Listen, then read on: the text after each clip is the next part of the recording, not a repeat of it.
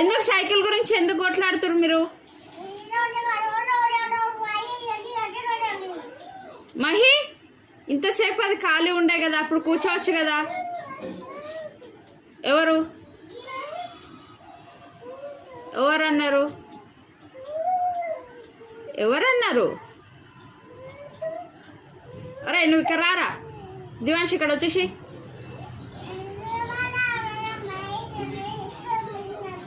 My నువ్వు కూర్చో. సరే నువ్వు కూర్చో. ఇప్పుడు ఇద్దరు కొట్లాడిరంటే చూడండి ఏం చేస్తున్నా నేను.